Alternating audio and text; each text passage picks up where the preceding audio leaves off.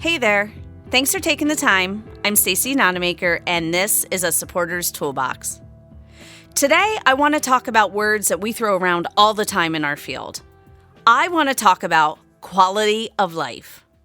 I've been thinking a lot about this lately. When it comes to supporting people, I think we need to understand the concept better and figure out how to put these words into action and not just use them as a catchphrase in the work we do. The World Health Organization defines quality of life as individuals' perception of their position in life, in the context of the culture and value systems in which they live, and in relation to their goals, expectations, and standards. Whenever we talk about quality of life in our field, I have always felt that this is such a subjective thing, as that definition kind of captures, and that it really depends on our values and is also affected to a degree by our physical and emotional health, our level of independence, our social relationships, and personal beliefs at any given point in time. Funny, humans have been talking about quality of life since the early 20th century, and the concept is grounded in ancient Greece, where they talked about having a good life, being satisfied, being happy, and self-actualizing. So to me, although we talk a lot about quality of life when we talk about supporting others, I think it's important to note that this is a natural human experience, not a disability experience. When we do talk about quality of life and supporting people, we usually talk about ensuring that there are goals driven by how someone defines their quality of life.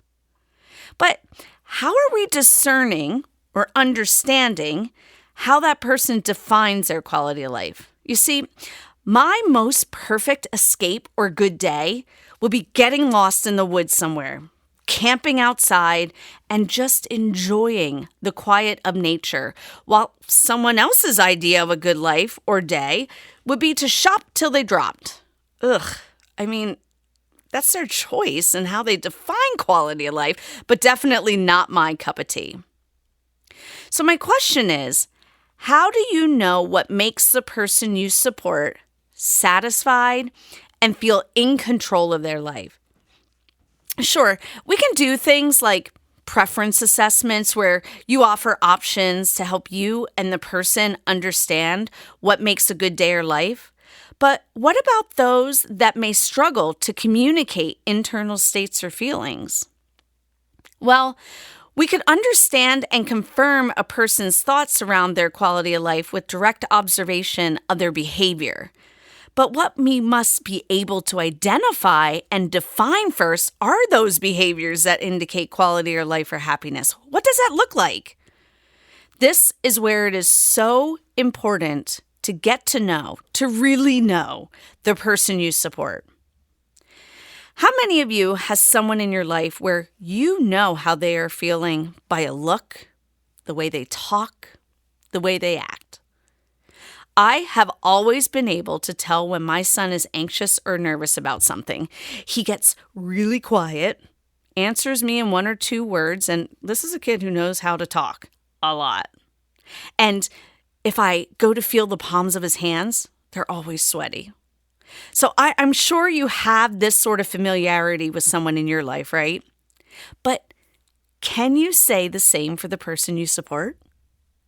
Can you tell if what they are doing is something they prefer or want to be doing or not? If you can't, take the time to learn this about them. Really pay attention when they are doing something they love or something they'd rather not be doing at the time. If you learn these things or behaviors about them, you are set up to help them figure out what makes a good life according to them. Thankfully, researchers have not discounted people who struggle to communicate their quality of life, and they've spent time thinking about ways to measure the frequency of happiness behaviors like smiling and positive vocalizations. And when we know what these happiness behaviors are, and we know what the things are that make the person happy, Generally, we will be able to truly say that how we support someone to work towards those goals in their life is grounded in how they, the person, defines quality of life. Not you, not other supporters. I mean, I would frankly be ticked off at you if you tried to take me clothing shopping on my day off just because you didn't do your due diligence in helping me figure out that taking a nice long hike would have been much more preferred. I want to offer a couple more ways to think about how you can be a supporter who focuses on quality of life in a day-to-day way of thinking. 1, prioritize more consciously. We all have limited time and energy available to us. Therefore, it is so critical to be mindful about what and who we spend it on by identifying activities that are most important to the person and trying to make time for those activities during their day or week. Let go of activities that are not meaningful or don't bring the person happiness. Think about that daily schedule. Are there more activities in there that the person has to do than those that they want to do? If so, change that. 2, develop the skill of learning and practicing instead of always focusing on mastering. I've said it before. We can get a sense of satisfaction from completing even relatively small things or one step towards a big task.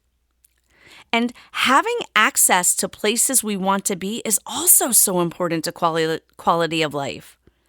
For some, that means that we may need to work on the skills needed to access those places. Skills like social interactions, communication, flexibility of thoughts, and general, as I call them, fitting in skills. Because if the person doesn't have these requisite skills, it may preclude them or keep them from accessing that place and social engagement they really desire.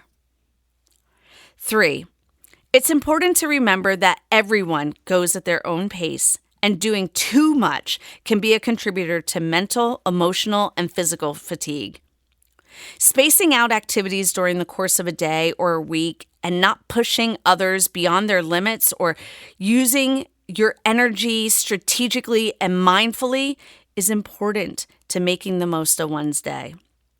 You can do this by doing things like alternating activities with periods of rest to give yourself the opportunity to recharge. Just don't overschedule people and put pressure on them to get things done. So let's be thinking about how we can put these words we throw around into action. We all consciously and subconsciously work on our quality of life day in and day out. Sometimes doing it better, some days more than others.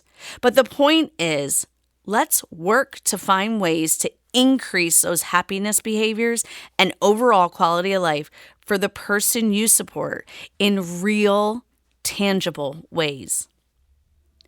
Again, thanks for taking the time. I know you're busy. Hoping you took one thing away that can make today a better day for the person you support. Bye now.